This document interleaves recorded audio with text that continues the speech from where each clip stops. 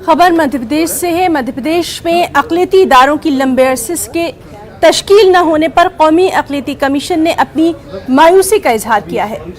कौमी अक़लियती कमीशन की रुकन सैयदा शहजादी भोपाल में 2 रोज़ा दौरे पर आई हैं। इस दौरान उन्होंने मुस्लिम दानिश्वरों के साथ मुलाकात करने के साथ ख़वातीन से भी खास मुलाकातें की और सैयदा शहजादी जहां पर भी गईं उनसे अक़लियती इदारों की तश्कील का मुतालबा किया गया।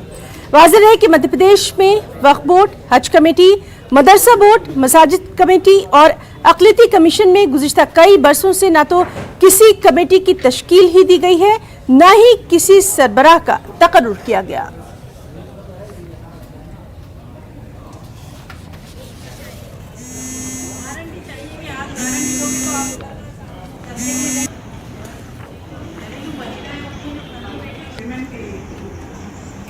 आपको लग रहा है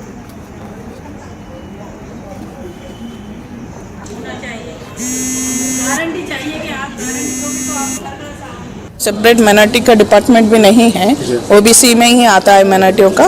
तो हमने ये उनको दिया है और लिख कर भेजेंगे, लिखित रूप पर सरकार को भेजेंगे कि माइनॉरिटी कमीशन और वक्फ बोर्ड और जो मदरसा बोर्ड है इनको नियुक्ति करे जल्द से जल्द। और यहाँ पर हज कमेटी भी नहीं है कि ये तो हज कमेटी जैसे ये जो बेसिकली जो मुसलमानों के माइनॉरिटी के लिए है वो तो होना ही है।